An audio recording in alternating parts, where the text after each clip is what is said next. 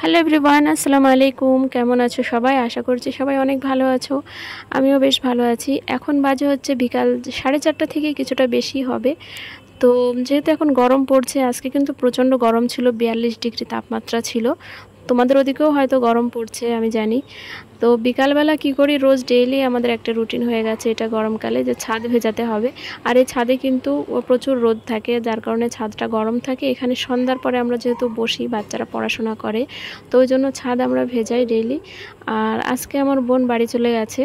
তো ওই যে বলে না, মানুষ মেহমান যতক্ষণ বাড়িতে থাকে তাকে অতটা মানে কেয়ার করা হয় না, বোঝা যায় না। যখন সে বাড়ির বাইরে যায়, সে তার বাড়িতে চলে যায়, তখন কিন্তু মনে মনে হয় যে এটা খাওয়াতে পারলাম না, ওটা খাওয়াতে পারলাম না।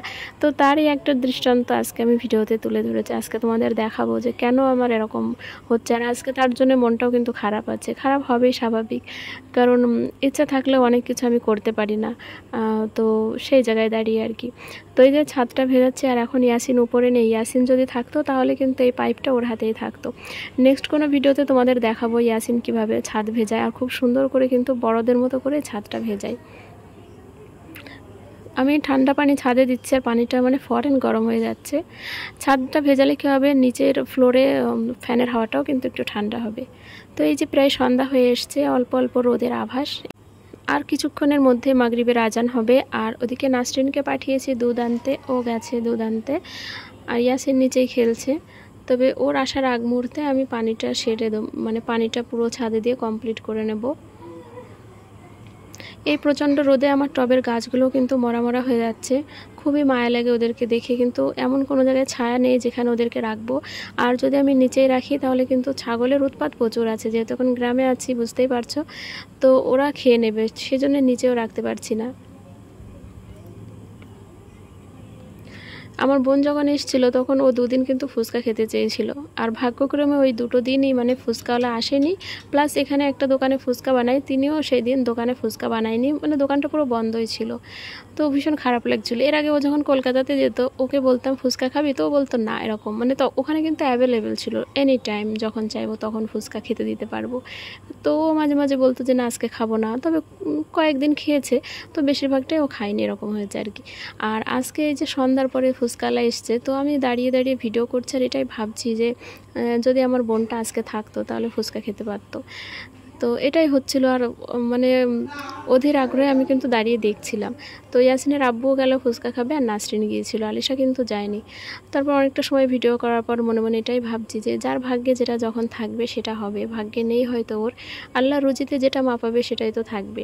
তো ওর রুজি আজকে ওর বাড়িতে, তো এখানে নেই, তার জন্য। তো কিছুক্ষণ আমরা বসে থাকার পর আলিশাকে বললাম, আলিশা তুমি খাবে কি না, কারণ নাসরিন বলছিল ফুচকাটা খুব টেস্টি ছিল। তো ওই জন্য ও বলছিল ঠিক আছে খাবো। তো আমরা তারপরে 20 টাকার ফুচকা নিয়ে, মানে এই যে আমরা ছাদের উপরে বসে এনজয় করছি। আমি আর আলিশা খাবো, আর তার সাথে ইয়াসিন তো অবশ্যই আছে। তো এই আর কি, কত মজাই না করতাম ও যদি থাকতো। তো আজকের এই ভিডিওটা পুরোটা আমার বোন যদি দেখে, তাহলে ও শুনবে যে আমার মনের কথা, আমি কতটা ওকে মিস করছি, আর কি ভাবছি ওকে নিয়ে। অ্যাকচুয়ালি আমার বোন আমার থেকে অনেক ছোট, মানে অনেক ছোট বলতে গেলে অনেক বছরেরই ব্যবধান। তো কেন জানি যত আমার বয়স হচ্ছে, যত ও বড় হচ্ছে, কেন জানি একটা আলাদা ধরনের মায়া কাজ করে। তো যেটা হয়তো কোনো দিন প্রকাশ করতে পারি না, তবে মনে মনে কিন্তু হচ্ছে। আগে এমনটা হতো না, আমি যেটা বলবো সত্য কথা, আগে এমনটা হতো না। তো এখন যত দিন যাচ্ছে তত কিন্তু ওরকম হচ্ছে। তো আজকে যদি ভিডিওটা দেখে থাকে, ওকে বলবো যে বোন, তোকে খুব ভালোবাসি আমি। আর আজকে এই যে আমরা ফুচকা খাচ্ছি, তোকে কিন্তু খুব মিস করছি।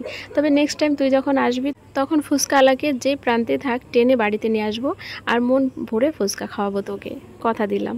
তবে হ্যাঁ, অবশ্যই তুই নেক্সট টাইম আসবি আমাদের বাড়িতে, তখন এই পার্টিটার কথা কিন্তু অবশ্যই মনে রাখবি।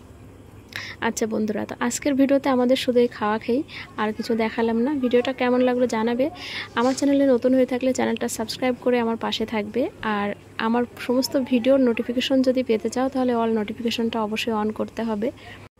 আর যদি তোমরা কেউ আমার হিন্দি ব্লগ চ্যানেলটা ভিজিট করতে চাও, তার লিংক তোমরা পেয়ে যাবে আমার এই ভিডিওর ডিসক্রিপশন বক্সে।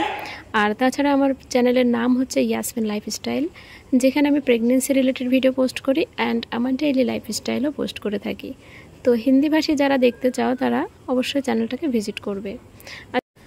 আজকের ভিডিওটা তাহলে এখানেই শেষ করছি, দেখা হচ্ছে পরের ভিডিওতে। ততক্ষণে সবাই ভালো থেকো, সুস্থ থেকো আর সাবধানে থেকো। আল্লাহ হাফিজ।